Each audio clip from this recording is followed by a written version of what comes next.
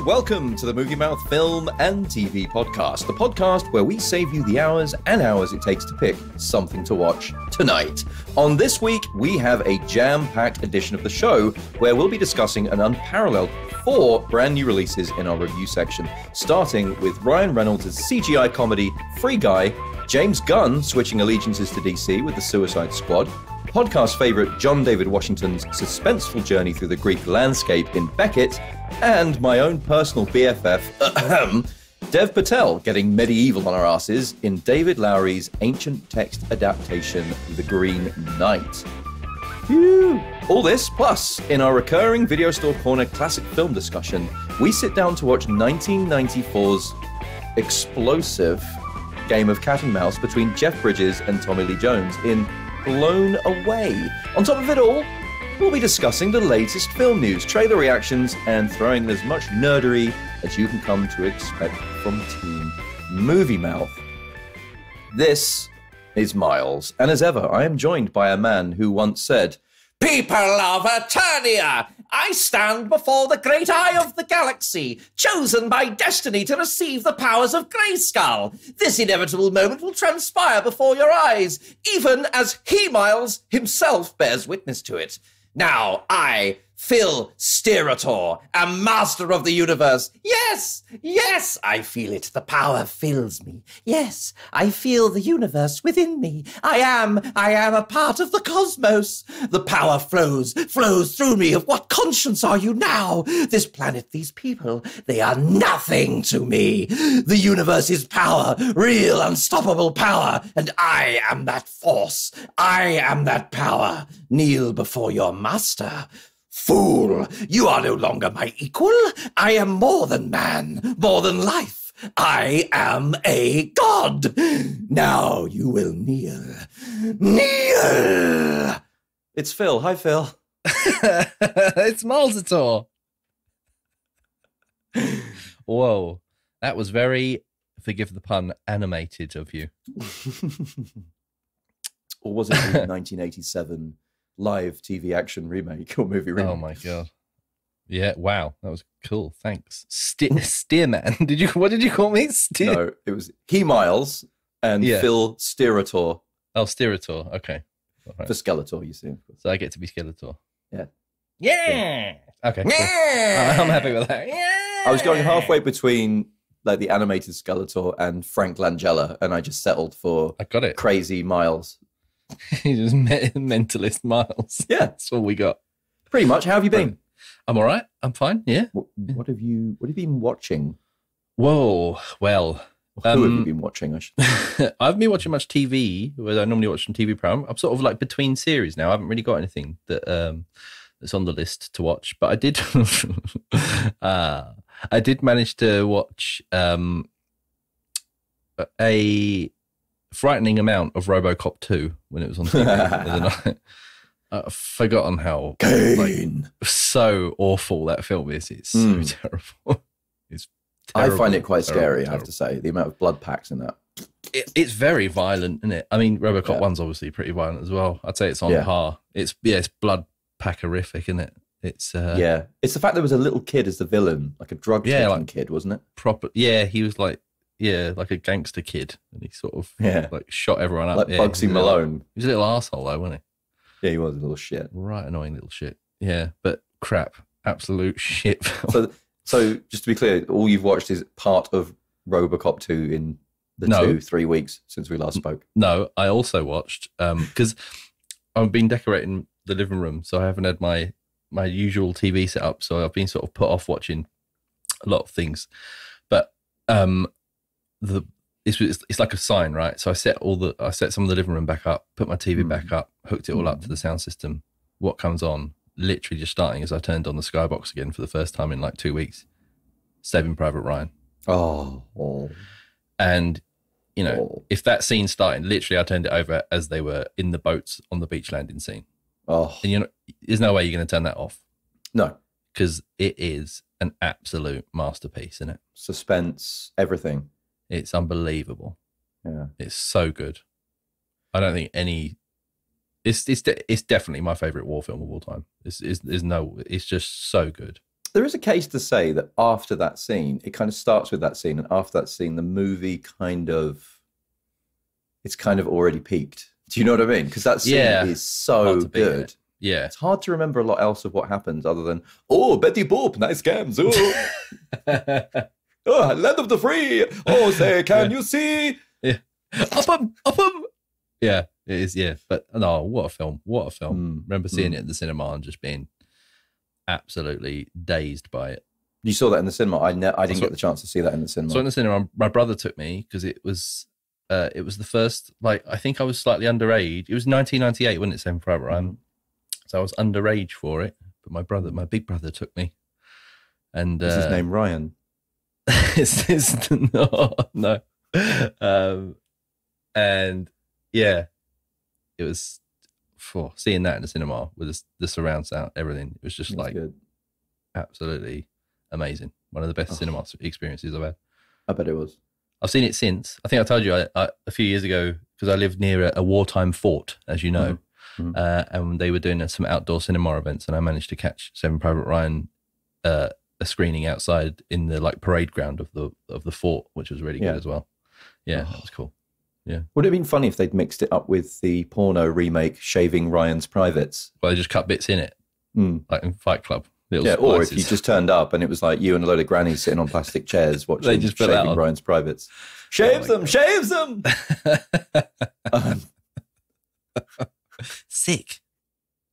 What have you been watching? Oh, Phil. If you build it, he will come. This week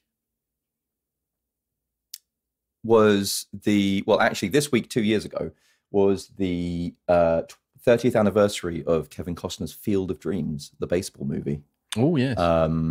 So Major League Baseball here in the US had planned a game to be played to commemorate the 30th anniversary, because it's a very important baseball movie to a lot of baseball fans and players. Of course, COVID happened, so they couldn't do it. But what they've been doing quietly throughout the last 2 years is in the exact spot, on the exact set where they filmed Field of Dreams in 1989, they built a baseball diamond and field, put in bleachers and built a whole cornfield in the middle of a cornfield, and built this tiny little baseball stadium, just like in the movie. Wow. At the end of the movie. And they played a game between the two teams that are in the actual film. So the White Sox and the Yankees, who Kevin Costner's father plays for in the movie. So it was, honestly, it was absolutely amazing. I'm a baseball fan, so I'm always biased, but this was a real spectacle. That's extravagant. It was really extravagant. They were led out onto the pitch by Kevin Costner. Wow. And they walked out of this cornfield, just like they do in the movie, the ghosts of the players walking out onto the cornfield. They walk out from this cornfield and all the fans are there, and it's absolutely amazing. He threw the first pitch, and then they had James Earl Jones doing some of the voiceover, stuff. Kevin Costner jumped into the commentary booth for a couple of innings and was talking about the movie, and it was an official, baseball game. It wasn't just for fun. It was, they were wearing the old uniforms as well. Yeah. From like the 1920s, 1930s. Yeah. They had like all the music playing from the film, from the score as the players were walking out and all that kind of thing. And then they even had this really cool moment right in I think the first or the second inning, where Abreu, who's a player that plays for the White Sox, hit a home run and it went straight out into the cornfield. So it was absolutely amazing. And honestly, one of the best kind of movie sport crossover events that I've ever seen. It was so good. So it was a real grand slam for the MLB and the baseball. What was that? Fans Did they stream it or what? It was just a regular season game. It was on all the sports channels. Oh, so it was just like on the sports channels, right? It wasn't like a YouTube event or like a studio thing. Like it was just a wow, that's really cool. It was supposed to be a White Sox home game, so White Sox were essentially playing at home, but it was in Iowa, which is where the film is set. But it was the first ever baseball game, Major League Baseball game, held in Iowa. So it was just really random. These two teams just playing in the middle of, these what you call the flyover states in the US. Yeah. But yeah, it was absolutely brilliant for That a is crossover cool. between film and sports. And if you get the chance to check out the highlights, I'm sure they're on YouTube or somewhere you can find them. Yeah. Because it was even actually a really good game. A lot of people think baseball is boring, but it was a very high scoring game. Yeah. And there was lots of kind of, interplay about the movie and so on. So Oh, cool. yeah, that was really cool. That, and then I also started watching another new Marvel show on Disney Plus. This time it's Marvel's What If, the animated show, which is now set in the quote unquote multiverse. And basically the premise of What If is what if I don't know, Black Panther was actually abducted by aliens, and instead of becoming T'Challa and Black Panther, he became Star-Lord in Guardians of the Galaxy. Or what if Captain America is a zombie and was dead and was brought back as a zombie, and all these different things. The first episode kicked off with Sharon Carter, who you'll know as Agent Peggy Carter, obviously Steve Rogers, Captain America's longtime crush. And she ends up taking the super soldier serum instead of Steve Rogers. And instead of Steve Rogers becoming Captain America, she becomes Captain Carter, or quote unquote Captain Britain. So she becomes a super soldier to fight the Nazis, to find the Tesseract, to take out Red Skull, and all this kind of thing. And the news coming out of Marvel is quite interesting in that they are actually thinking about bringing some of these what-if characters into the real world MCU universe. So they are going to start to deliver and drop some of these characters potentially into the major MCU plot lines. Cool. Which could be really cool. Really cool crossover. It sounds like a lot of it's like a license for fun, isn't it? For the writers and stuff, just to and for the fans to see stuff like that as well. Which is what it should be. It was based on a graphic novel series called What If, a weekly kind of circular of these comics that would come out, and they would just speculate. Basically. I know in the comics they've done crossover, zombie sort of as you said, like Marvel ones and all that. So it's quite interesting to see that coming through into TV stuff. But that's definitely cool. Man. It's quite good. I really enjoyed the first episode. I have no idea what the next episode's going to be. I put a little thing up on our Instagram this week about whether they should bring Captain Carter into the MCU universe, and the answer was a resounding yes on that. It might have something to do with the fact that I only had a yes button on the answer for the reason that she absolutely should be a character in the MCU. So we'll see. Keep your eyes peeled on that one. Should we jump in the news, Phil? Why not? Let's do it. I'm going to shuffle my papers. What have you got for us this week? Well, I've got one piece of news for you. Ooh. And that is, and this will probably appeal to... it appeals to me, but it'll appeal to you more because you've actually seen the film that I'm going to talk about. Will it? I hope so. And that is that Ryan Reynolds has confirmed that there's going to be a sequel to Free Guy, which obviously is the new smash hit box office release. Mm-hmm. So he shared on his Twitter that basically Disney had confirmed after sort of 3 years of harassment that Disney have confirmed they officially will want a sequel. I mean, it makes sense. It's done pretty well in the opening weekend of the box office, hasn't it, for them? So I think it's been a bit of a smash hit. I think anything with Ryan Reynolds in, it's going to be pretty fun, to be honest. And I love the way that they cut stuff together for his, to promo his films. Just the silly promos that they've done with that, with the big guy or whatever it was, where they sort of put his face on that sort of muscle guy, which I'm sure features in the film. But as I said, I've not seen it, but you're reviewing it later, aren't you? So, I think that's good news that, things like that. They're going to make them money. They're going to do them. We'll come on to that later in the show. Shall we? Exciting. Yeah, let's do it. What have you got for us?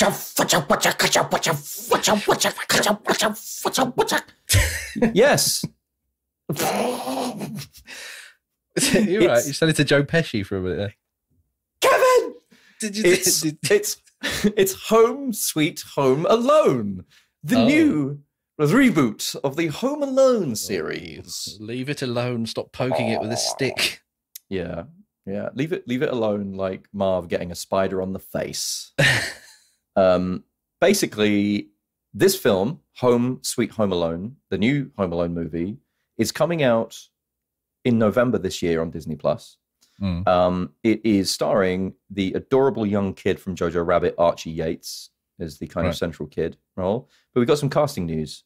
He's going to be starring alongside Ellie Kemper, Rob Delaney, who you may know from a lot of popular TV shows at the moment, Aisling B, and yes, I know her. You enjoyed that Not one, personally, Phil? but I know her from the television. From the television she's set. a comedian.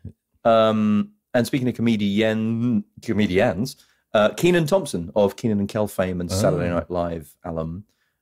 These guys are all joining the cast. So basically, this is going to be, your typical Home Alone movie. Max Mercer is a mischievous and resourceful young boy who's been left behind while his family is in Japan for the holidays. So when a married couple attempting to retrieve a priceless heirloom set their sights on the Mercer family's home, it's up to Max to protect it from the trespassers, and he will do whatever it takes to keep them out. This is my house, and I have to defend it. Hilarious hijinks of epic proportions ensue, but despite the absolute chaos, Max comes to realize that there really is no place like home sweet home. Oh, good one. Interestingly, though, this is going to be directed by British filmmaker Dan Mazer, who previously directed I Give It a Year and Dirty Grandpa, if you remember that. Yeah. And also directed several episodes of The Ali G Show. And also worked as a co-writer on Borat and the Borat sequel. So there could be some interesting news coming out that one. Interesting, But we'll see. Wes Anderson news alert! This year, Wes Anderson movies are like London buses. You wait ages for one, and then two turn up instead. So hot off the heels of the French Dispatch, which has been his long delayed due to COVID movie, which is dropping in October this year, Wes has a new untitled movie, and he's just announced his cast. So in addition to his regular kind of core ensemble that routinely join Wes Anderson movies, we're also going to see in no particular order, of course, the classic Adrian Brody, Bill Murray, Tilda Swinton, but also Margot Robbie, Rupert Friend, and Tom Hanks making his Wes Anderson debut. Margot Robbie also, which sounds quite interesting. There are barely any details on this, what the story's about, who's playing who. But of course, it's going to be your typical Wes Anderson romp, no doubt. And this has just started shooting in Spain.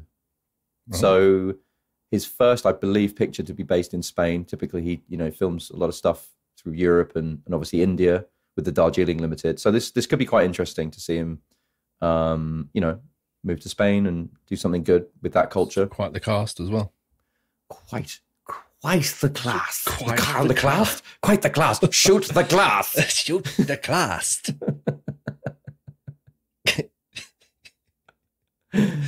Oh, did you watch any trailers this week? I did. Oh God. Yeah, I did. And I'm sort of. Why is it it's always when I ask you if you've seen a trailer, there's always oh God. No, this one, I don't know if you've seen this, right? But it's this is called Prisoners of the Ghostland. Does it star John Travolta, Bruce Willis, or Nicolas Cage by any chance? It stars Nicolas Cage. I didn't even know that. I swear on my life. It's just you're always bringing up one of those three in a trailer. That's because I love them so. So this honestly looks mental, like absolutely mental. Okay. So tell me more. So the trailer came out this week, and it looks like it may well live up to the. So Nicolas Cage said himself, "It's the wildest movie I've ever made." And he's made a lot of wild shit. Okay. He made Bad Lieutenant, Port of Call, New Orleans. Yeah, that's right. But it's described as a samurai western action film. Sold. Get your head around that for a minute. Sold. And it's about a ruthless bank robber, who's Nicolas Cage, and he's sprung from jail by a wealthy warlord, or the governor, and is sent on a dangerous quest to find his adopted granddaughter who's gone missing. Now, you watch the trailer for this, and honestly, it does look absolutely mental. It's sort of like, I don't know, it's hard to explain how visually interesting this looks, but it's also got, I think the side twist in the trailer is that they like strap explosives to he's wearing like a full body, leathers, like bike leathers, and they strap like some explosives around the neck and in the ball area, like as a joke. Like, you know, it's sort of like a joke. So there's Wait, like for two, what purpose? Like, well, that if he doesn't find the daughter in like 2 days or whatever, he gets blown up by the governor. It looks, honestly, watch the trailer for this. I think we should post a link to it on our Instagram, because it's crazy, but it looks visually like amazing. Like it's okay. just, there's so much going on. Crazy costumes. It's sort of like dystopian, sort of Mad Max-ish. It's just really weird. And it looks like pure Nicolas Cage, modern Nicolas Cage, that is, because he signs up for all of these kinds of things now, doesn't he? He really does. So does he sign up for them, or does he get signed up? I feel like maybe someone's charging him alimony to be in these bad movies. Yeah, but who knows? It looks maybe crazy. we should start the hashtag free Nicholas. We should try and get in touch with him. Like, are you all right? Are you someone got something. Help me! They took my face off.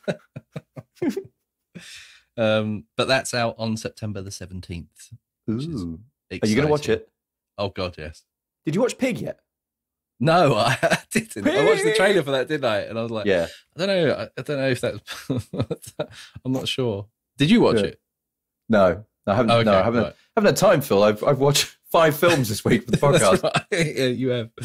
But this one looks like more up my street than Pig does. All right. Well, we'll see. We'll see what happens with that one, won't we? Yeah. I need to check that out, though. It sounds amazing. And tune in next week for Phil talking about another Nicolas Cage movie that's going to be coming out probably the month after. I saw a couple, actually. These were in the cinema. I got the chance to go to the cinema since I last spoke to you 3 times, I think. Wow. And I saw 2 of these trailers twice, which was really annoying. But I can tell you all about them. The first one is a spiritual sequel to one of our Video Store Corner classics, Helen. Oh, yeah. It's, of course, the Candyman. And Helen, I'm in the car park, Helen. My voice is echoing way louder than it should be in a car park, Helen. Look at my leather jacket, Helen. My body's full of bees, Helen. So this is the follow-on. It's a spiritual sequel, apparently, to Candyman. It returns to the now gentrified Chicago neighborhood where the legend began. So we're going to see a lot of kind of updated, I would say, gentrification and those kind of stereotypes of people, of hipsters and people living their lives. 21st century people could be quite interesting. Yeah. This is written by Jordan Peele, of course, who wrote Us and Get Out. And this is also directed by Nia DaCosta, who is actually currently signed on to direct the Marvels, which is a sequel to Captain Marvel within the MCU. Right. This is starring the awesome Yahya Abdul-Mateen II, who you'll remember, Phil, from the trial of the Chicago 7, playing Bobby Seale, the Black Panther leader, who was brought in for bullshit charges, basically. And obviously star of Watchmen as well. He was absolutely awesome in that. And it looks like it's a very central role for him. It's a predominantly cast made up of people of color, as you would expect from Jordan Peele's involvement. So it looks really interesting. It looks like it has more of a male-led spin on this rather than the original, which was obviously a female-led protagonist. But obviously that movie was very much ahead of its time as well, having also a person of color in one of the protagonist roles and obviously also as the antagonist. It looks kind of scary. It looks kind of fun as well. It looks like it's maybe gonna skew a little bit more towards the kind of comedy aspect as well in some places. I'm not totally sure, whether this is going to be a hit or not. I actually do really want to see it, so I'm gonna go see it, and we'll certainly review it. Comes out on August 27th. But this is something that I feel like needs to be seen in cinemas, perhaps with an audience. I think it could be fun. Yeah. So I'm looking forward to seeing that. Check out Candyman. I think it looks like a really good trailer. And then the other one that I've seen twice is it's another A24 produced movie. A24 also bringing us The Green Knight this week, one of our reviews. And this is an Icelandic movie directed by Valdemar Johansson. And this sees Noomi Rapace and Hilmar Snær sorry if I got your name wrong, as a childless couple, Maria and Ingvar, who discover a mysterious newborn on their farm in Iceland. The unexpected prospect of family life brings them much joy before ultimately destroying them. That's the tagline for the movie, right? Wow. But the trailer is basically this married couple on a farm who have a load of sheep, and one of the sheep apparently gives birth to a lamb. And it would appear from the trailer that they raised this lamb to be a child. And at one moment in the trailer, you see a small lamb-like figure walking along in a little like child's coat and Wellington boots with Noomi Rapace holding its hand and guiding it along. Yeah. Oh, you're making this up. But then you start seeing these sheep coming to the house, and the people and the husband screaming, "Get out of my house!" And they're coming to look for the lamb. It doesn't look like a stupid film, but it looks like a fun, dark, arty kind of movie. Right. But I definitely want to see it. It looks right up my alley. Is it foreign language? Is it Icelandic? Or is it? Yes, it is. It is subtitles. It is subtitled. But it's. For me, this is the kind of movie that I love to go and see in the cinema. I like to kind of be challenged by this kind of thing. It reminds me a lot of, and I don't know if you saw this, but it reminds me a lot of another A24 produced movie, which was Midsommar. I didn't see that, no. Starring Florence Pugh. Kind of that Wicker Man type weirdness, that kind of thing. So it looks really good. Hereditary was another one from the same director, same production company. So this looks really good. It comes out. I've just lost the release date. It's coming out here on October 8th. And that will be a cinema release, I believe. Obviously, pending whatever's happening with coronavirus and the pandemic right now and in the future. But for sure, it looks really interesting. So I would definitely say check out Lamb if you're interested in some weirdness. I thought the Nicolas Cage one sounded crazy. That sounds even more crazy. I like it.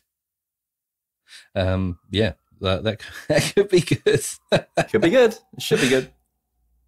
So there you go. I think some awesome movies are coming out. It looks like there's going to be some good movies coming out. And we'll no doubt be bringing you that one. I'm thinking about it. I'll probably be reviewing Candyman on the next episode. So if I can get a chance to go see it, I will see it and I will review it. Cool. Oh, they're off to you. As usual. Sorry, listeners. Just the sound of New York City. Yeah. I like it. It's like ASMR. Phil, should we jump into some reviews? Let's do it. Hello. It's the review section. Oh, we're here. Oh, we're here already? Right. Criminy. I'll get us kicked off. We'll start off with the Suicide Squad. So this is a movie about the government sending the most dangerous supervillains in the world, those of the DC universe, Bloodsport, Peacemaker, King Shark, Harley Quinn, and others, to the remote enemy-infused island of Corto Maltese. Armed with high-tech weapons, they trek through the dangerous jungle on a search and destroy mission, with only Colonel Rick Flag on the ground to make them behave. But do they behave, Phil? Do they? Of course they don't. Of course they don't. Of course they don't. So, Phil, let me cast your mind back to 2018. Marvel were reeling from some historic, yet extremely out-of-taste tweets from their new director darling and champion of Guardians of the Galaxy Parts 1 and 2, James Gunn. Disney, with a firm hand, expelled Gunn, sending him into the arms of Warner's and DC, themselves reeling from the high takings, but extremely low critically acclamation of Suicide Squad, the original movie. DC then signed Gunn up to write and direct what would initially appear to be a suicide mission of their own, taking a poorly executed film about many rogues galley of DC supervillains and turning it into a profitable and commercially approved sequel. The answer is both surprising and unsurprising in many ways. First of all, gone are the less enjoyable dark elements of David Ayer's original Suicide Squad, and I'm sure all of our listeners will be happy to hear that Jared Leto's Joker takes no part in this sequel. Thank God. I would go so far as to say that you don't actually have to even see the first film, which is weird considering some of that lineup returns, such as Joel Kinnaman's Rick Flag, Amanda Waller, played by Viola Davis, Jai Courtney's Captain Boomerang, and the standout of DC's DCEU universe so far, Margot Robbie's Harley Quinn. Kinnaman's dry and boring flag is given so much more to do here with some moments of actual charisma and humour. So too is Viola Davis playing the suit who puts our suicides on a mission, plucked from a different movie but never a clash in tone. Robbie herself again reveling in the role that has made her Hollywood's go-to A-list actor. See also, by the way, I, Tonya, for those who haven't. It's a really, really great movie in the role of her biopic with Tonya Harding.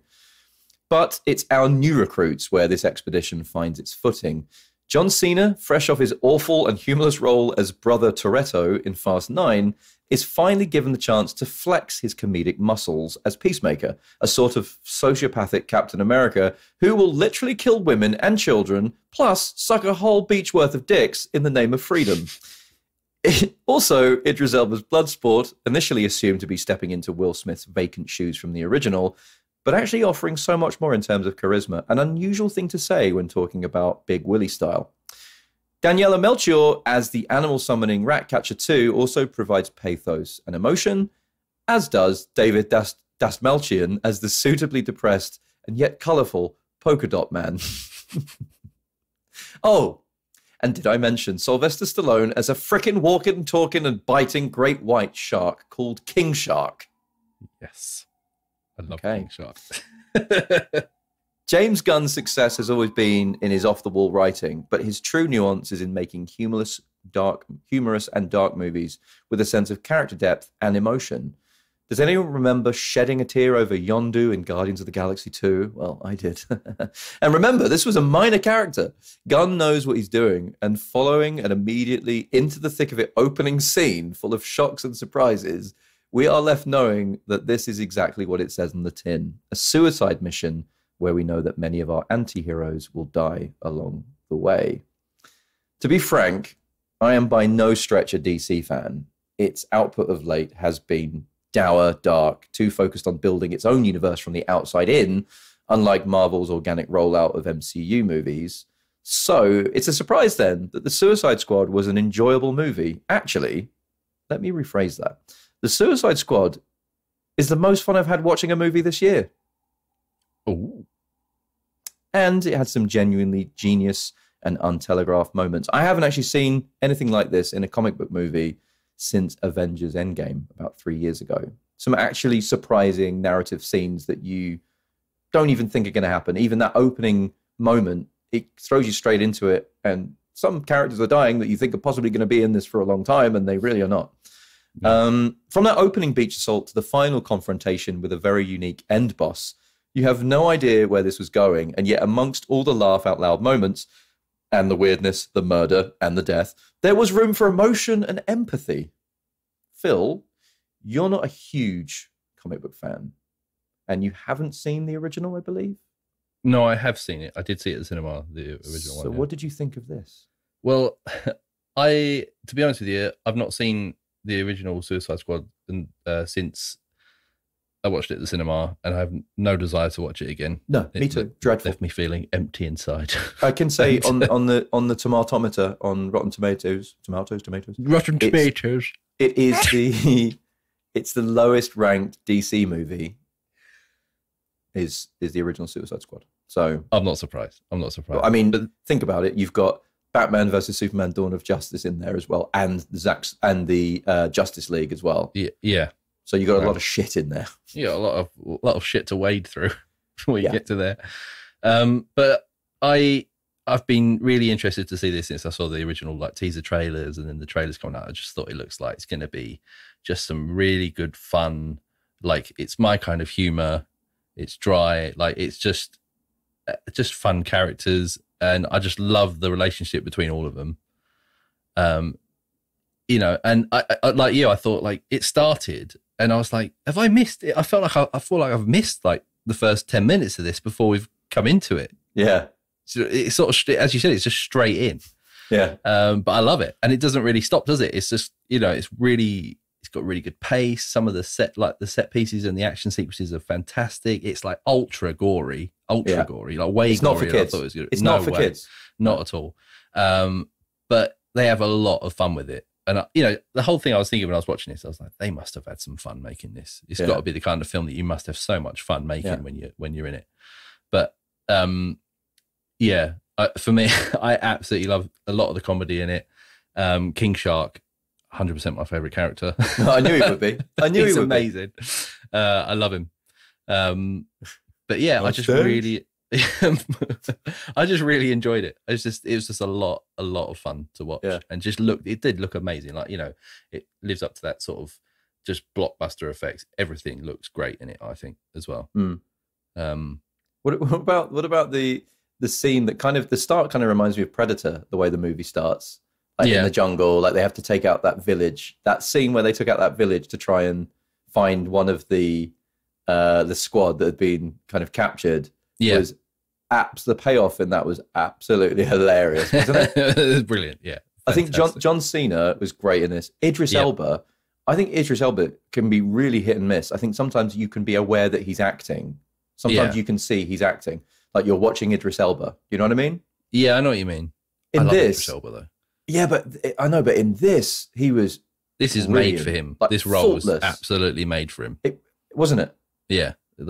I think he was faultless in this. Really, yeah. I was in love with him by the end of it. I was like, Polka Dot Man, brilliant. Yeah, he's awesome. Yeah, they're all so good.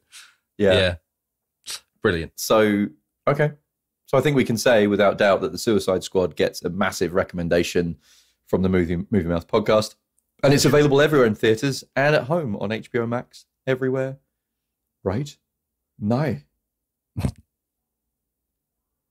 Go check it out.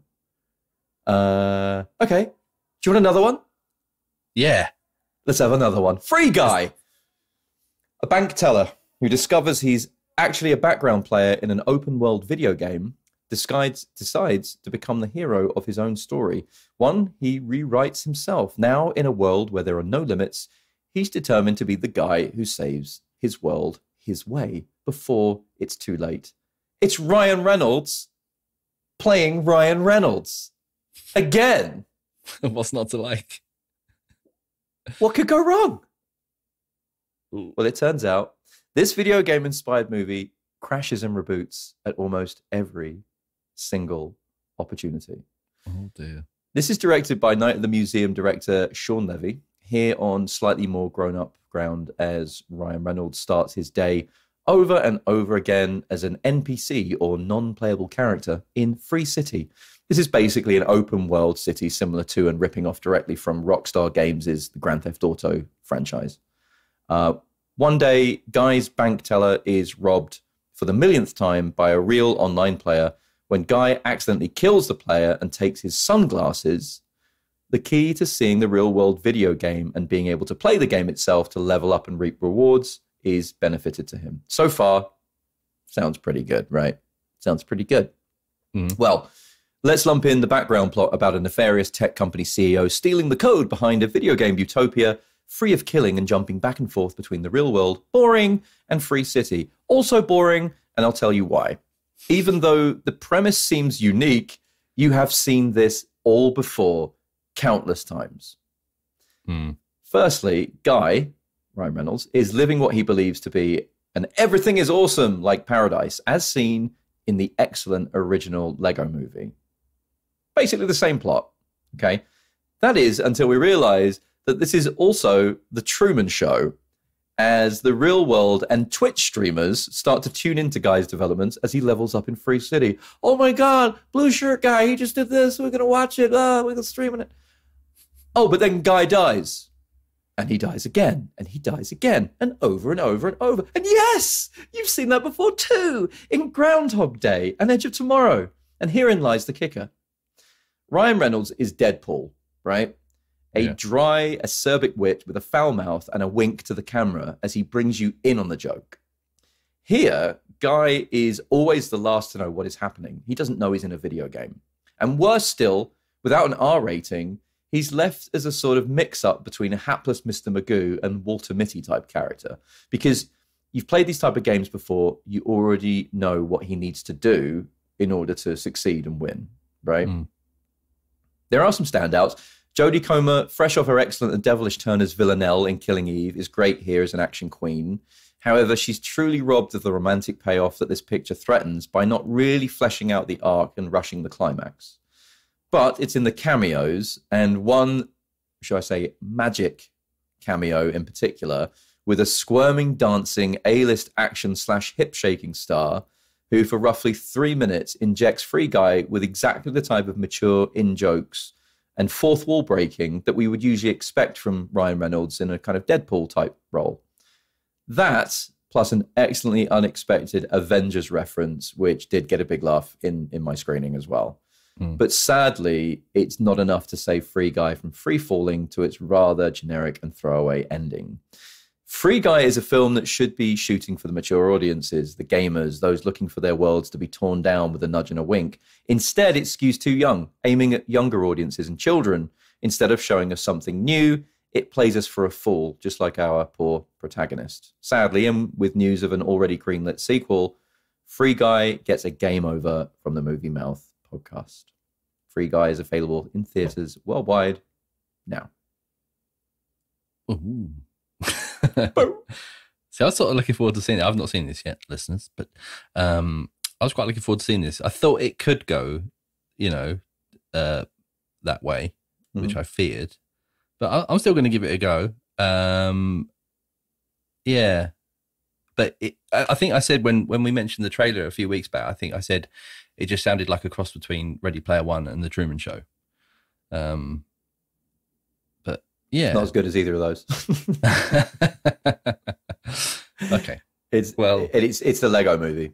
It's the Lego movie. Okay, with The Truman Show, and Ready Player One would be if it had more references and more, cameos of different, things and different series and things like that. But unfortunately, and I actually went with my friend Layla, who has become one of my kind of cinema buddies here in New York, and she felt exactly the same way. So I knew that it wasn't just me. There's also a lot of younger kids in the audience who I think didn't really get the jokes. It was kind of just funny to watch this movie, and lots of color and lots of amazing things happening. But as with a lot of these high-profile, high-budget CGI comedies, do you find it funny when you see someone fairly badly CGI bouncing around and flying around and falling over? You kind of know it's not real, and it takes me out of it. It really does when you see that. It's visual gags and CGI. I still think it's not quite there, unless it's something abrupt and not too detailed. So I wanted to like it, to be honest. I wanted to like it. I thought it looked great. The trailers all seem to scream that it looks great, and all the adverts like, oh, it's the best movie this year, and blah, blah, blah, blah, blah. It's not. It's really not. No. Oh, well. Well, let me bat the review ball over to me, and I'll have a go. Hang on. Let me just serve it. Hip, hey, ho. There you go. Got it. Well, where did you catch that? Wouldn't you like to know? I would. Well, I sat down to watch Beckett, and I'll give you a rundown of the plot of this. So, while vacationing with his girlfriend in Greece, American tourist Beckett, played by John David Washington, becomes the target of a manhunt after a devastating accident.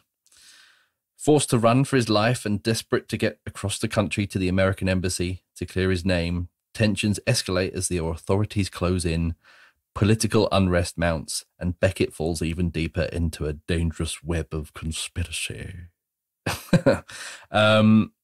Basically, this is a film very much about a bloke that is in the wrong place at the wrong time. It was not me. It was the one-armed man. So it's directed by Ferdinando Cito Filomarino, and he is a frequent collaborator of Luca Guadagnino. Yeah, sorry, I can't pronounce that, but yeah, and he produces here. So the film, it looks great, and it's really well shot, in my opinion. I think, it's got some really nice looking scenes. The Greek scenery shifts nicely between the really beautiful mountains at the start, and they give a much more sort of then, as the film progresses, goes into the sort of gritty parts of Athens and the places in between. It sort of matches the action. You know, it starts nicely, ends sort of a bit more gritty. Now, I'm going to quote an online review I read here within my review, because it hits the nail on the head so perfectly for the next part I'm going to say. So the film's greatest gift has to be the prompt separation of Washington and Vikander. So Vikander's Alicia Vikander, who plays his girlfriend. So the greatest gift is the prompt separation of Washington and Vikander, two stars of astonishing beauty and an even more astonishing lack of chemistry. Oh. The excruciating first 10 minutes consist primarily of the pair supposedly being romantic, and that sequence is much harder to survive as a viewer than any of the threats to Beckett's mortality that follow. Now, I say that I thought this as well, and as I said, that's why that is so perfectly written. But I'm going to also quote my wife as well here, because she expressed the same sentiment, but more. What about you and her, or about about the film? So she expressed exactly the same sentiment, but a bit more succinctly. And she said, bloody hell.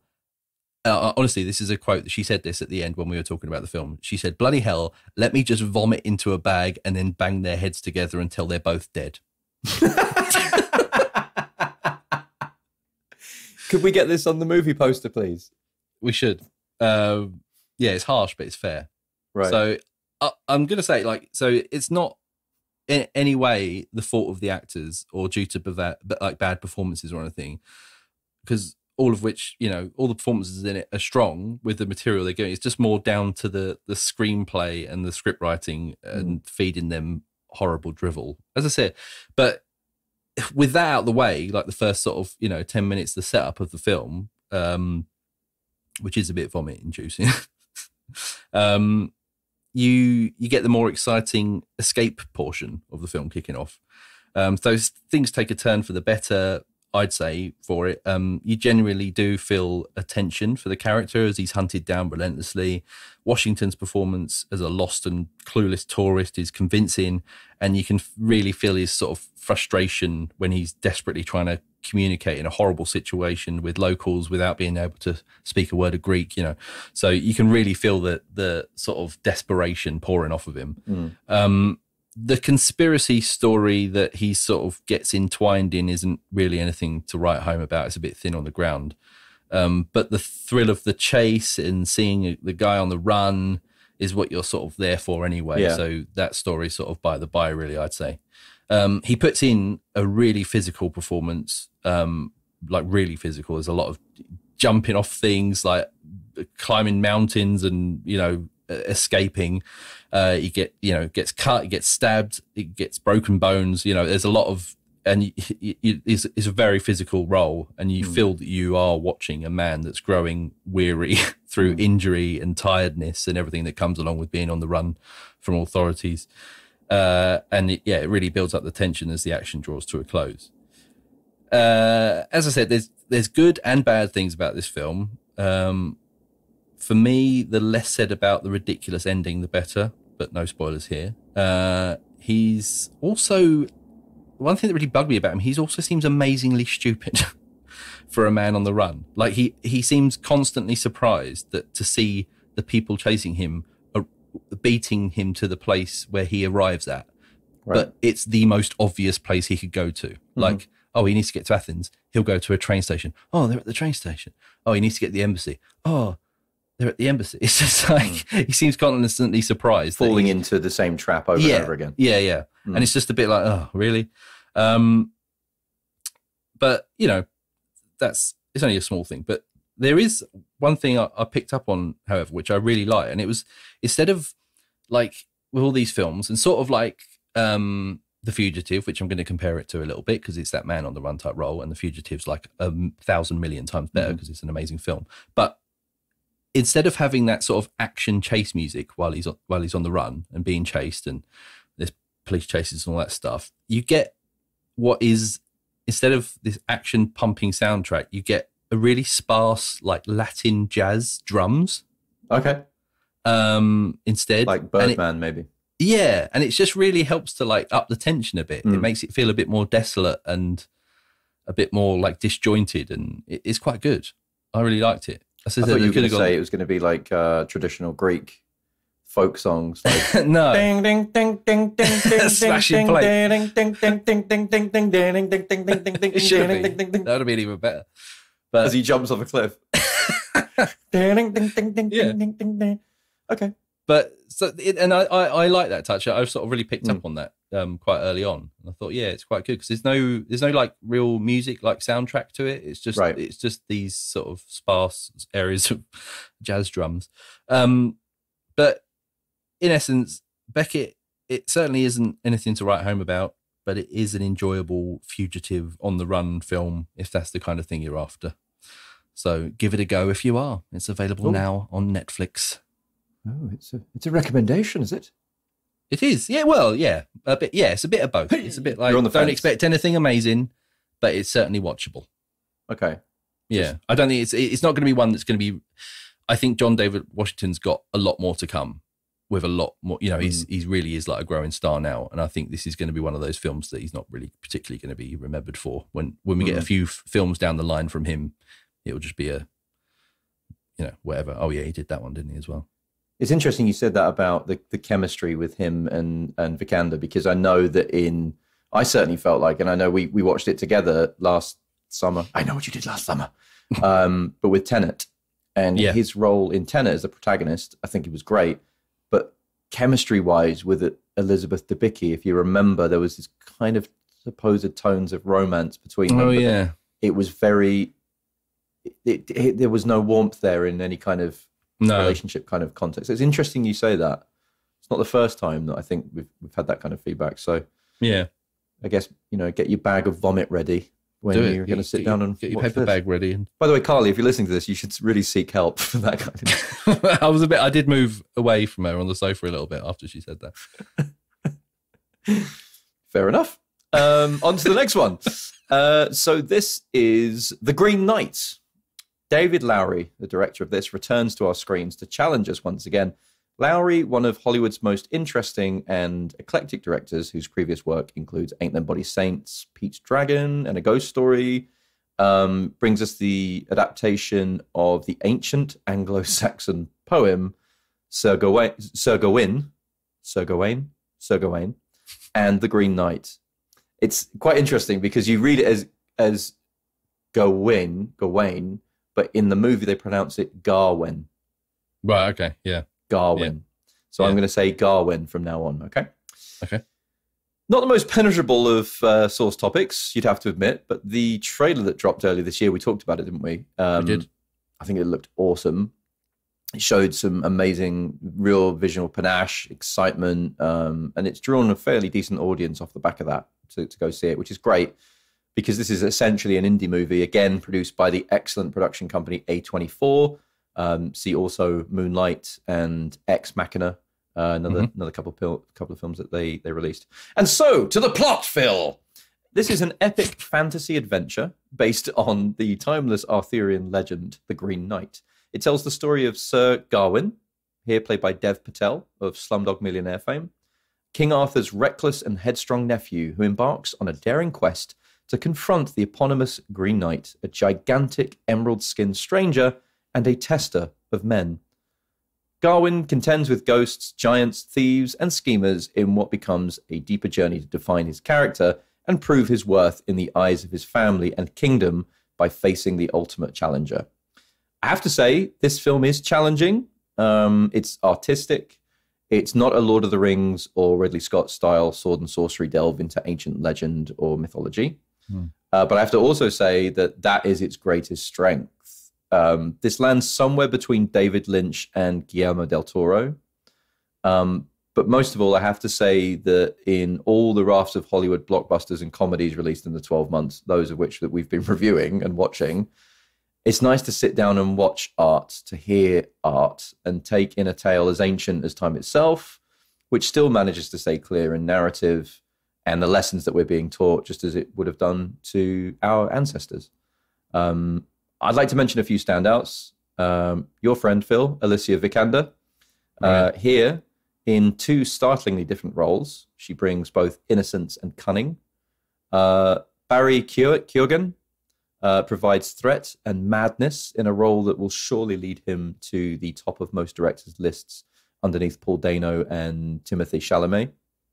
And, of course, the star here, Dev Patel, as Sir Gawain. So I've been a fan of Dev for many years. We talked about it before, but I've even met him, and I can tell you he's a really, really nice bloke. Really nice guy. Yeah. And in his film roles so far, he is a nice guy. He's always nice. So it's nice to actually report that he delivers Gawain as a nuanced, darkly tinged, heroic, yet cowardly and naive, without ever hitting just nice. This is his best role to date, bar none.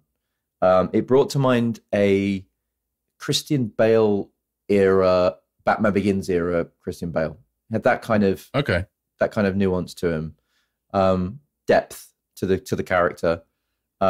This performance will hopefully elevate him to the next echelon of Hollywood starring roles and give him some more interesting characters to really kind of flesh out. I really enjoyed watching him in this. The first scene, he's basically in a brothel and doing naughty things. So take from that what you will. He's stealing drinks, drinking, and he kind of at the start of the movie is kind of given up on becoming a knight and is kind of waiting to be successful and not really putting himself out there to do it. So talking more about the art element. So the photography in this movie is stunning, with really bleak, earth-like, mist-filled landscapes taking up much of the frame. One particular scene that you may have seen some of in the trailer, but it involves giants walking across this huge valley in the mist. And it's, even though we've seen a lot of giant movies and things like that, it's like something you've never seen before. A moment of real creepiness and soulfulness, just like much of this movie. This isn't a Saturday night movie to sit down and watch, the kind of thing that you could just be like, oh, I'll put The Green Knight on again tonight. But it is true art and cinema. It's a tale that teaches us a valuable lesson about facing our fear with faith, bravery, and earnestness to achieve success. But is that truly what our heart desires, Phil? Well, if you're a fan of cinema and you'd like to be challenged and enjoy a visual and oral spectacle, The Green Knight might just be the quest that you're looking for. And it gets a huge recommendation from the Movie Mouth podcast. Seek it out at all good movie theaters now, or in a recent announcement, you can buy tickets for an exclusive watch at home event on August 18th via Apple TV. So those of you that aren't able to get out to the cinema, it will be streamed in a one-off event, which you can watch on August the 18th. But Google that, you might find that it's different in your country of choice. But The Green Knight, very, very much worth the watch. And don't come to me if you were too challenged by it. Sounds good. Philip. Yes. It's time for this.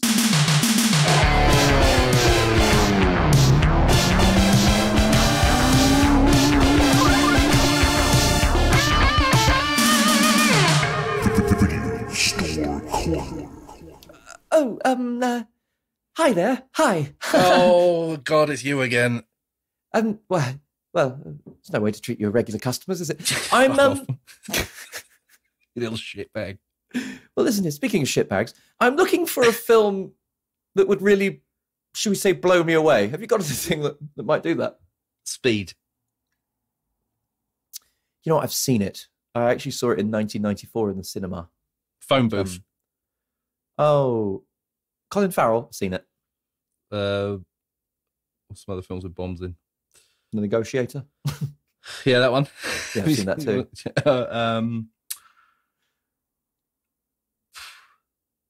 I don't know. Tom Hanks Big. Do you want that? Do you know what? I do like Tom Hanks Big, but I've seen it so many times. I want something I've never seen before, Phil. I want something, I don't know, starring Jeff Bridges and, let me throw it out there. Who do I like? We were talking about The Fugitive earlier, weren't we? What about Tommy Lee Jones as an Irishman? Oh yeah. Well, what about if Jeff Bridges plays like an action role? Ooh. Yeah, okay. Yeah. All right, What that's it. what have you got? I've got something for you then. Will it blow me away? It will, quite literally. What is it? It's called Blown Away. Oh, it was made to be. Okay. It was, wasn't it? What is it? What's it about? Well, what's it not about? Oh. So, after staging a particularly gory jailbreak, Irish Republican Army agent Ryan Reynolds, Tommy Lee Jones, makes his way to Boston and begins systematically picking off members of the police bomb squad. The leader of this team, Jimmy Dove, Jeff Bridges, is set to retire. They're always going to retire, aren't they? But the recent spate of bombings lead him to stay on in an attempt to save as many of his men as possible. Mm-hmm. It isn't long before he discovers the culprit is his old colleague, Garrity, seeking revenge from their shared past. Well, so it's, to be fair, it sounds amazing, but just to be clear, it's a movie about a bomber blowing away bomb squad bomb diffusers with bombs. Yeah. There's a lot of bombs in this. There's a lot of bombs in this. I've never seen so many bombs. No. And we'll come on to the explosions in a minute. Oh, my God. Well, where do we get? Where do you want to start, Phil? Tommy Lee Jones's Irish accent? Oh, well, you know, the elephant in the room. Honestly, I couldn't understand what you were saying at some points. I had to put the subtitles on. I put the subtitles on. And I mean, do you know what's funny? funny? Yeah, go on. Can I tell you what's funny? The subtitles were wrong. They were just making it up as well. They were making it up. So in the things that I could understand, they'd obviously just phonetically listen to it. There was a line in there where I think it was Lloyd Bridges, so Jeff Bridges' dad plays his uncle, confusingly. Yeah, weirdly. And he does a whole scene in a wedding where he's doing a speech, and he says something like, "Hey, you're bollocksing it all up, yeah, you're best." And bollocksing was spelt BOLOXING. Bollocksing. Bollocksing. You're bollocksing it up. Yeah, the Irish accents in this are fun, to say the least. Yeah. Come here to create a new country for you called chaos and a new government called anarchy. Anarchy. There was a point where he sounded Jamaican, wasn't there? There were points where... But Tommy you know Lee Jones, he's Irish, and he's a dangerous Irishman because he's wearing a leather cap. So this is what I wanted to say about this. Everyone who you're not sure is Irish, basically that has a bad Irish accent, wears a flat cap. And a cravat. So that you can physically resemble an Irishman. Yeah. Like, it's just short of like doing something really really offensive with like a green waistcoat or something. Like, do you know what? Their accent's so bad. Like, give them a ginger beard and a green waistcoat. Oh, they're Irish. And put some buckles on the shoes. Yeah. Yeah. No, you're right. It was that bad. Yeah. But you know what, though? Like, we're picking on that. But for the rest of the film, I'm going to say there's not a huge amount, I don't think, you can pick on this. Because I hadn't seen this. I thought I had, but I hadn't. When you said about doing this with Video Store Corner, I thought, oh, I think I've seen that. Like, you know, I saw the poster for it and I was like, I must have seen that. I must have seen that on TV when I was younger. You know, 92 it came out, didn't it? 94. And 94 was it? I'm sorry. Same year as Speed. So that's right. Same year as Speed. So it's like, I thought I must have seen this. And I 100% had not seen this. Had you seen it? Never seen it. That's interesting. I saw a clip of this on on our Instagram feed by one of our the followers, and apologies if I've forgotten who shared it, and I'm sure you can reach out.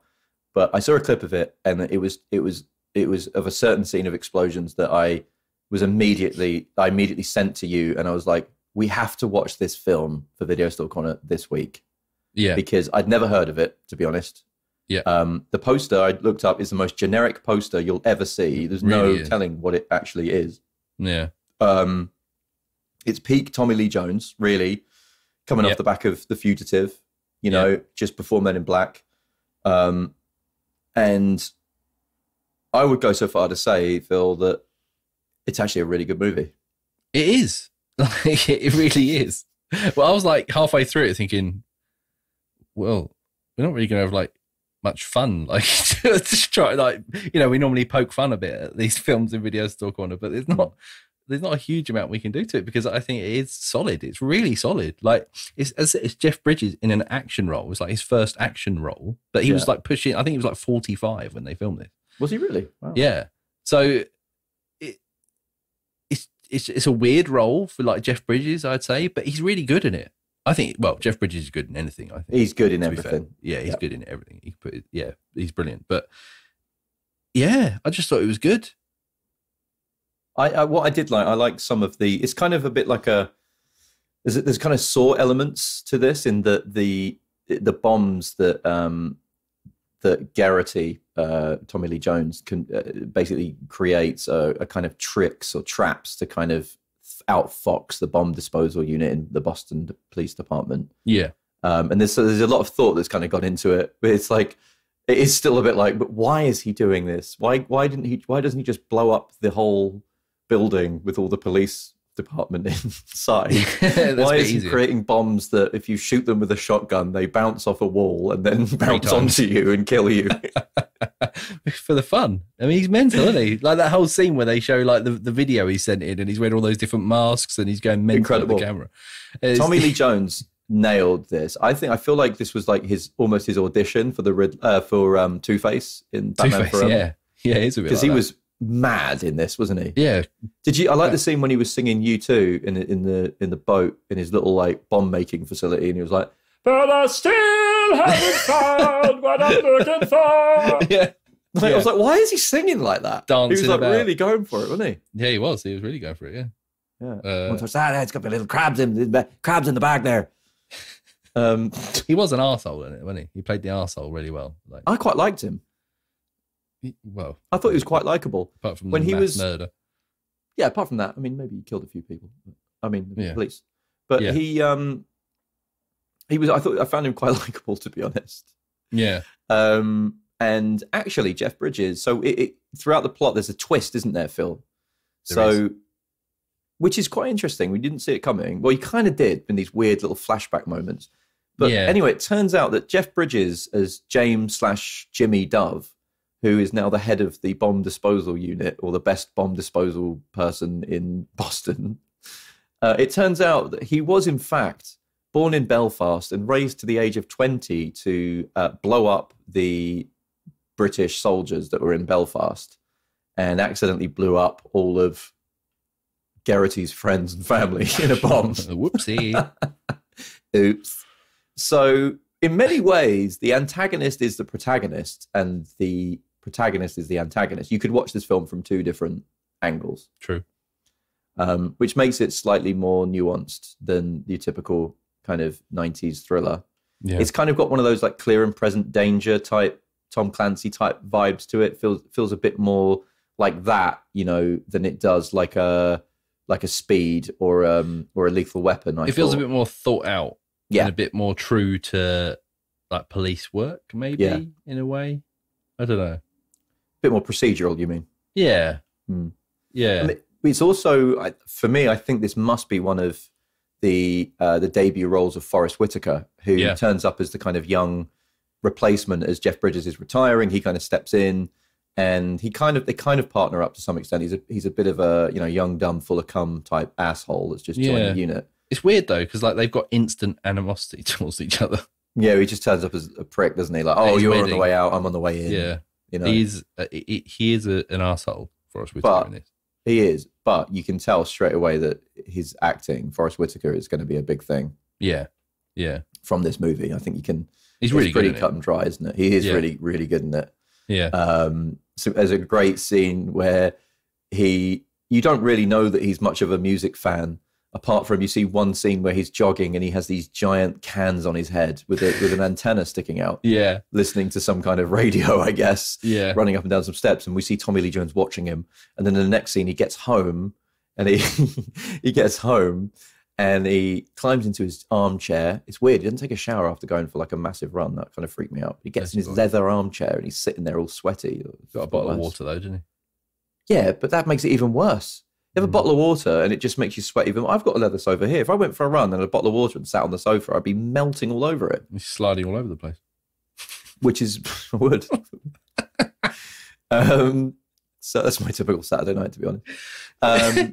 so he sits in his armchair and he puts on his headphones and he hears a beep, beep, beep, beep, beep, beep, beep, beep, and it turns out that he's got a bomb in the earphones, and there's a whole scene there.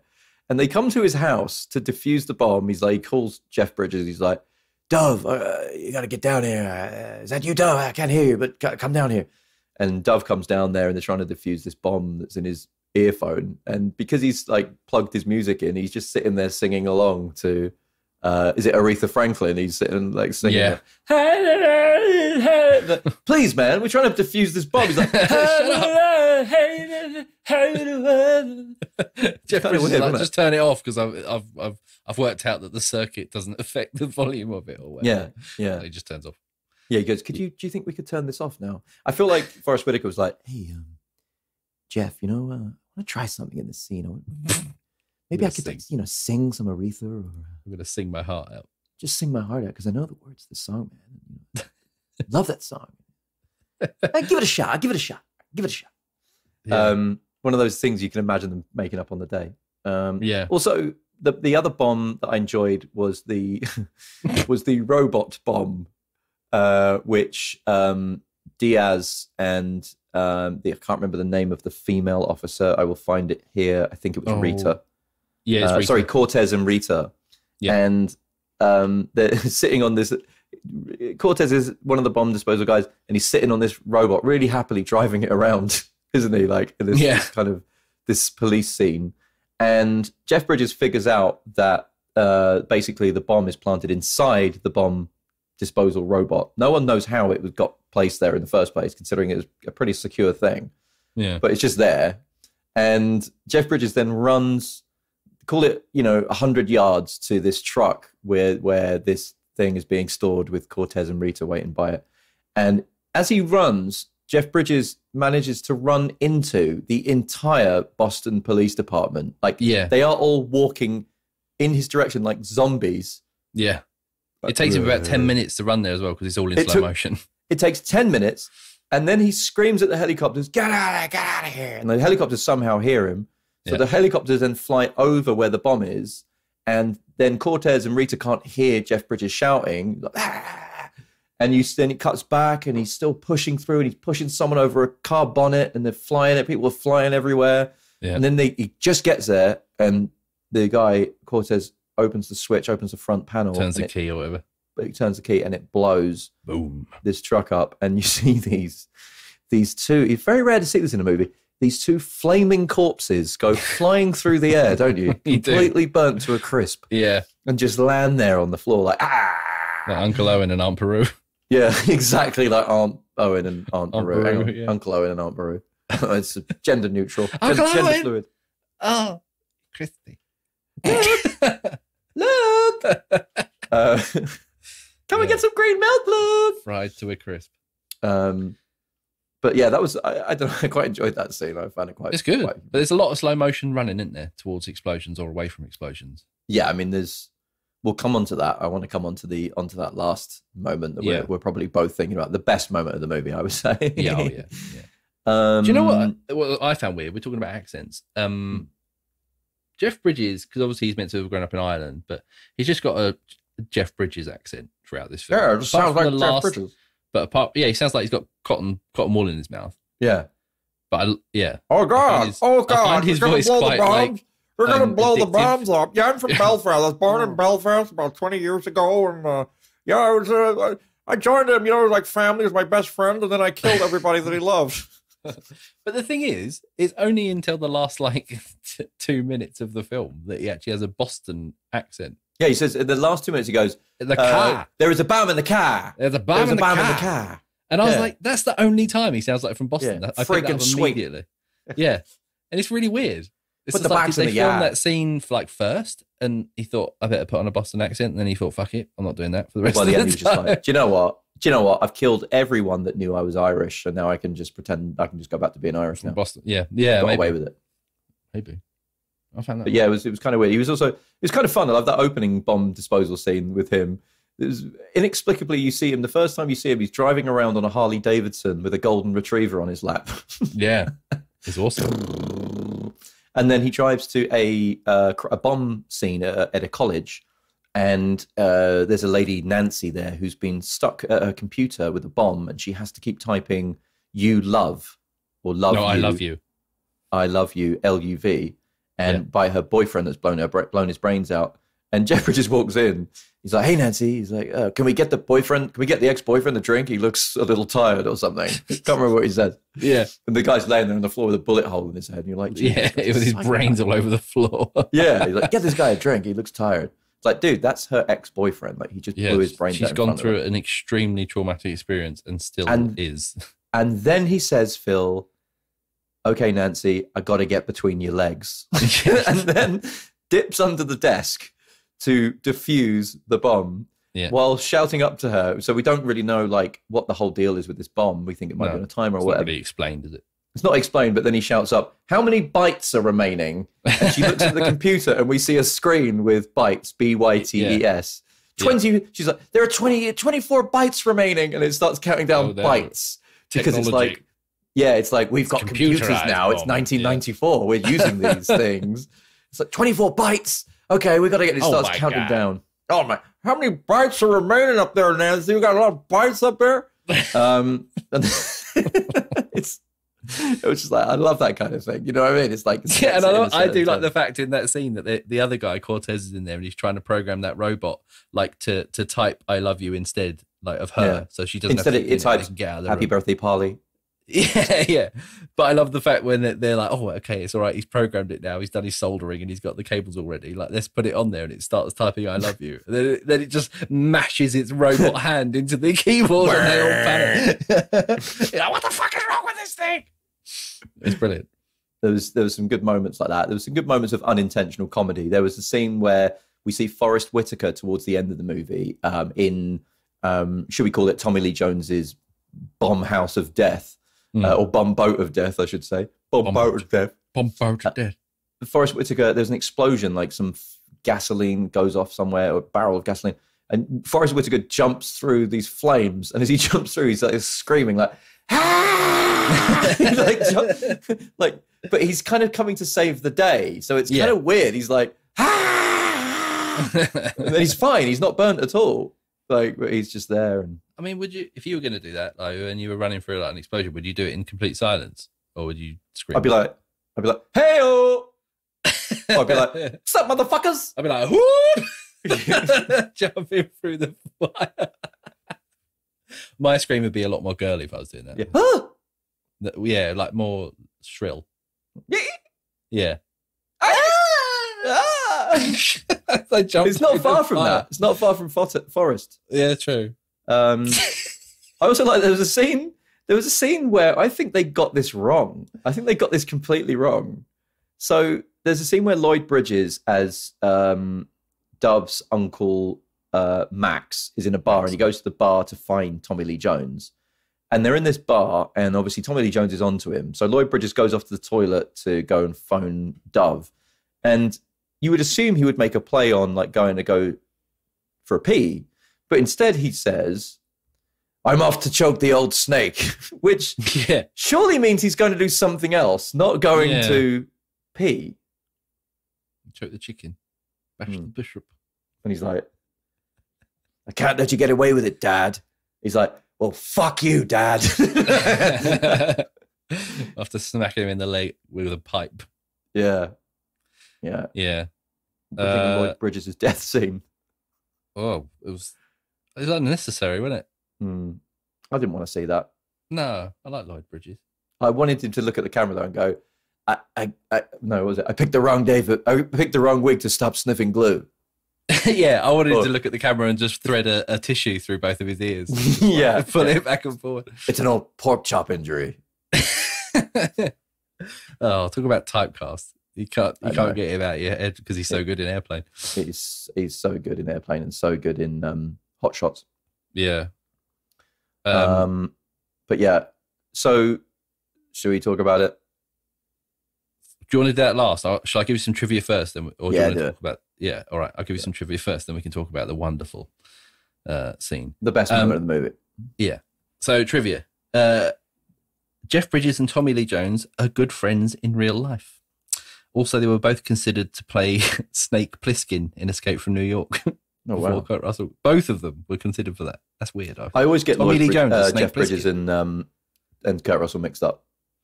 Right. But Tommy Lee Jones as Snake Plissken? No. No. This is a funny coincidence, isn't it? Jeff Bridges turned down the lead role in Speed, 1994, to do this film. That was also a Mad Bomber movie released in the same year. That's funny, isn't it? I could see him as the Jeff Daniels character, another Jeff. Yeah. Good to see him as 100% as that. Keanu Reeves. Yeah. Lloyd Catlett, who plays Bama, so he's the the guy who's like defusing the bomb, the headphones. Is Jeff Bridges' stand-in and stunt double in this film. Oh right, and several other films. So that's a bit weird. So did he do the bike check, the bike scene when he probably would have done bike? all that stuff? Yeah. So that's pretty cool, isn't it? Yeah. Although they are, well, we've already mentioned this, but although they're really father and son, Lloyd Bridges and Jeff Bridges are cast as uncle and nephew in this movie. Yeah. The film cast includes 4 Oscar winners. Obviously, they weren't all then, but Tommy Lee Jones, Jeff Bridges, Cuba Gooding Jr. Yeah, who you might have seen briefly. Yeah, he was good in that first. Yeah, and Forrest Whitaker. So that's cool. Now this is one hell of a. You know, I like to do these. These people were considered to play this role. Blah blah blah. Check out the list of people that were considered to play Jimmy Dove, Jeff Bridges' character. Okay. Mm-hmm. You mean Liam McGivney? There's a lot of them. Right? Yeah. Kevin Bacon. I'm going to go through quick. Kevin Bacon, Alec Baldwin, Michael Bain, Bruce Campbell, Kevin Costner, Michael Douglas, Richard Dreyfuss, Harrison Ford, Richard Gere, Mel Gibson, Michael Keaton, Christopher Lambert, Viggo Mortensen, Chuck Norris, Dennis Quaid, Mickey Rourke, Kirk Russell, Arnold Schwarzenegger, Tom Selleck, Sylvester Stallone, Patrick Swayze, and Bruce Willis were all considered to play Jimmy Dove. Question: did you say Michael Bean or Michael Caine? Bean, Alien Bean. Michael Bean. Yeah, Terminator Bean. Michael Bean. I thought you said Michael Caine. No, not Michael Caine. Imagine that. Right. You look here, right? You look at. You're only supposed to blow the bloody tools off. Maybe it would have worked. You're only supposed to blow the bloody bomb disposal machine. What a list of people that they considered for that. Yeah. Wow. Yeah. And then the last one, and this will lead us nicely onto the next scene. Oh, segue! The shockwave from the exploding ocean liner shattered dozens of windows in East Boston. Really? Did it? Yeah. But, oh my God, right, we're going to talk about that. But what an explosion. What a movie explosion. So, basically, it's the end of the movie. There's Tommy Lee Jones is in his little playhouse of horrors, setting off bombs and doing all kinds of crazy shit. And for no apparent reason is blowing up this ship. Yeah. And there's really no reason why he's blowing it up. No. Like speaking of which, it's a really cool ship, though. It's called the Dolphin, and it's like an old casino ship. It's all like ship, really, like, you know, it's all tilted to one side. And it's a cool set. Yeah, it's really, really cool. Yeah. And he sets off this chain reaction of bombs, and it's like one of those things you see on like TikTok or like YouTube where you see like a marble run. A marble run, yeah. Marble sets something off and then something else happens and then a wheel tumbles down the stairs and it sets off a landmine and blah, blah, blah. And that's how it all begins, which is a really cool idea, actually. I think it was a really cool scene. Yeah. And then Tommy Lee Jones, Jeff Bridges, Forrest Whitaker, they're all tussling in this environment and it starts to blow. And Tommy Lee Jones gets stuck in there. He clearly gets absolutely eviscerated by this thing. Blown out to sea, sir. Which, funny enough, they show in the trailer. Yeah, they did, didn't they? Yeah. And then Forrest Whitaker and Jeff Bridges do that classic thing of running away from an explosion. Yeah. However, it is the longest and biggest running away from an explosion and diving through the air and going, that you have ever seen. Yeah. There's like the first explosion goes off and it's like, wow, like that's huge and they're running out and they're safe. Then another one. Then another one, then another one, and then finally another one before they start to jump through the air, and then another one. Yeah. And the whole fucking thing, and as you said, you see the camera actually shakes. Oh, it's mental. That final one. Yeah. But it's like, I put something on our Instagram today of filming it, because it is so it's so funny. It's like, it's so gratuitous, and Yeah. it would never happen today. It would just, now it would be like CGI. Yeah. But this is like real explosions. And these guys are running away from it. One of our friends, Gavin, commented as well, like saying, as if like running that far away is actually going to, do anything. Like you would just be peppered with shrapnel, and your internal organs would explode from the shockwaves. Yeah. But it's just like, I think it's the greatest running away from an explosion scene in movie history. Phil, do you agree? Yeah, 100%. It's like one of the best movie explosions I've ever seen. It is. It's amazing. It's immense. You can imagine the guys, right? When the director was like, look, to the pyro guys, they're like, guys, like, we need like a really big explosion for this. We're going to blow the shit out of that boat. And you can just imagine them rubbing their hands together and going to pick every explosive they could get their hands on, stuffing it everywhere, putting all the probably like, painted polystyrene, like wood and all the fake stuff that's going to blow out with it. Because at that time, you'd have thought, all right, fair enough, they'll do that, but they'll build like a really like quite like large scale model and just blow that up and make it look good. Yep. But no, they didn't blow a model up for that. Not that I can tell anyway. It was just a massive explosion. They just it wasn't a model. Up. No, it definitely was amazing. So yeah, what an explosion. Yeah, I mean that's what sold us on it, wasn't it? Because we saw that on Instagram. I sent it to you, and it was like, we have to watch this. And so I would say to our listeners, if you love action movies, these big 90s explosions, 80s action movies, you're looking for something that you want to sit down and watch on a Saturday night, Friday night with a beer or a whiskey or whatever. An Irish whiskey might be more suitable. I would say this is definitely a recommendation as a video store corner to watch, especially being a film that you and I have never seen. Yeah. It's not the best film ever. It's not Speed, I don't think. I don't think it's as good as Speed. Yeah. I don't know. Yeah. It's a great action film. It's a great 90s feeling action film. Yeah, it is. It's the kind of film you could watch on holiday. Do you know what I mean? Like in your hotel room, you spent a day on the beach, maybe a little bit of day drinking. You come back to your room, should we put a film on? It's like, oh, Blown Away. I've never seen that. Watch it. And you'd absolutely love it, wouldn't you? You'd just be like, fucking hell, that was a big explosion, wasn't it? That was a big, isn't it? Should we go down to the buffet now? Yeah, why not? Fancy a pint of Guinness. Yeah. Wow. Watch it, everyone. It's great. Give me 2 hot dogs with mustard. I like them spicy. I like them spicy. $2 for the hot dog. For 2 hot dogs, $1 a hot dog. I was shocked. I know. And then he just puts it on the seat. Another bit of trivia. That scene where he's at the baseball. This is Lloyd Bridges at the baseball. Fenway Park. Yeah. Filmed during an actual game that was going on, that scene. Oh, really? Yeah, it wasn't like set up. It was going on. All the fans like, what the fuck are they doing? It's like, why's Lloyd Bridges sitting next to me? They're talking about some Irish IRA terrorist and asking for extra mustard. He was very quick though to go check on him, wasn't he? He went, did you hear he killed an Irish fella on the break out of prison? He goes, did he? Yeah, go check on it. And he literally walks up 2 rows and he comes back and goes, there's your mustard. The name of the bar. Go find the fucker. There's your mustard. And he hands him the 50 with the O'Dowell's written on the mustard. Yeah. There's your mustard. O'Dowell's bar. That's where he hangs out. Give him say hello from me, will you? It's like, fucking hell, that's quick. So Blown Away then. 1994's Blown Away. Check it out, guys. I think that's pretty much it from us this week. Join us on the next Movie Mouth podcast, slice of movie and TV related podcast fun.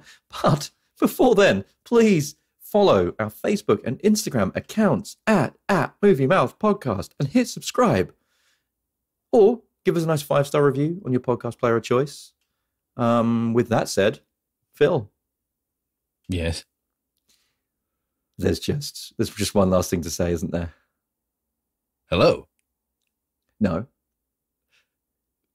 Hello. No. Phil, we talked about this. You know what to say. Au revoir. No, Phil. Close. C'est la vie. No, that's further away. You were close with au revoir. Auf Wiedersehen. No, Phil. Kein Problem. Goodbye. Goodbye.